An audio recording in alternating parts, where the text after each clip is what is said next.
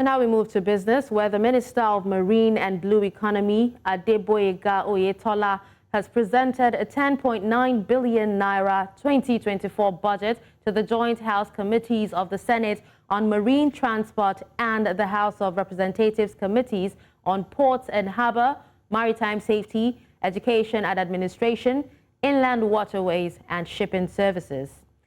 In his presentation, Oyetola stated that the proposed budget is to enable the newly created ministry to perform its prime role of oversight and monitoring of the implementation of government policies across agencies under its purview in the marine and blue economy domains. Speaking further, the minister noted that the ministry will place primacy on port infrastructural development by way of modernization of the Apapa and Tin Can ports that are dilapidated and have almost reached the end of life, while also having plans to rehabilitate the eastern ports and equally dredge the inland and coastal waterways.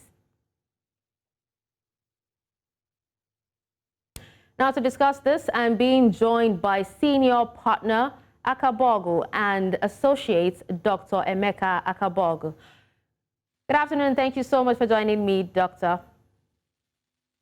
Good afternoon, and thank you very much for having me. All right, so many media outlets had reports of the Minister of Marine and Blue Economy presenting the budget for this new ministry, but it seems the details or breakdown are really scarce. What do you know about this, and is this separate presentation even legal? Well, the presentation by, the National Assembly is empowered to review the budgets of the executive arm of government. And I think that's what they're doing. Whether the presentation be by the president or by individual agencies and ministries, that's been the practice over the years. And it is in line with the functions of the National Assembly. So I really don't see anything wrong with that. Okay, so talking about the details of the breakdown. I think it's perfectly legal for the ministry to go before the National Assembly.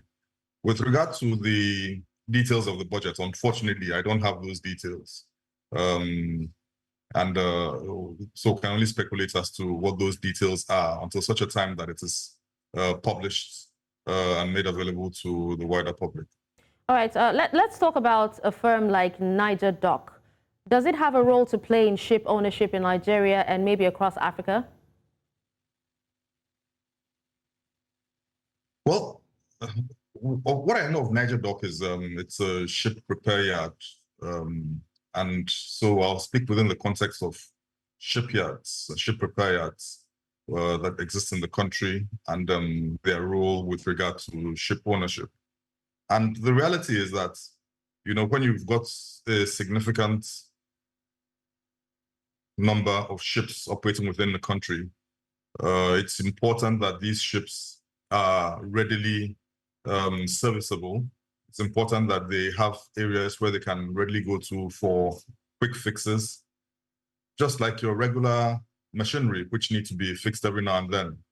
Beyond that, the ships need different kinds of maintenance to ensure that their documentation and classification remains valid.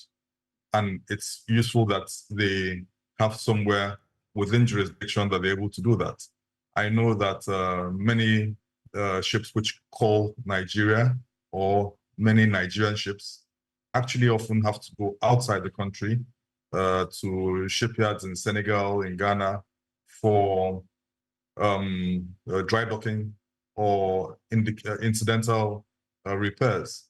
So Niger Dock and other similar facilities which are existing locally are important for the purpose of ensuring that as we're promoting the development of ship ownership, we also have a readily available facility where these ships can regularly dock for either significant dry docking or minor repairs.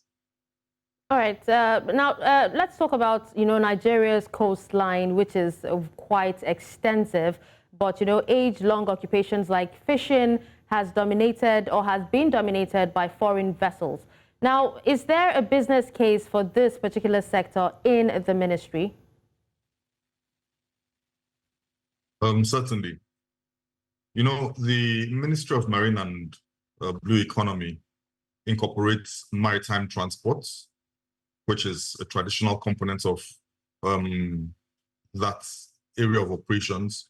But then the optimization of the ocean resources is another important leg. And fishing comes under that regime. So the Ministry of Marine and Blue Economy does have a significant role to play in this regard. Now, don't forget that it's not as if fishing has not been covered previously. Typically, you had fishing segments covered by the Ministry of Agriculture. But how effectively they've been doing that is an important question, because the Ministry of Agriculture over time does not seem to have fully undertaken that responsibility with regard to a number of things. And one of the important things which the Ministry of Marine and Blue Economy would want to do with regard to fishing is really fully mapping the Nigerian territorial waters and exclusive economic zone, because Nigeria is entitled to explore and exploit commercial resources available not just within its territorial waters, but within the exclusive economic zone. All right, Doctor, yeah, sorry to cut you short, but while we're still talking about, collaborations and also foreign vessels, do you think Nigeria have the adequate technical knowledge to ensure that the Marine and Blue Economy Ministry attracts the much needed revenue for the nation?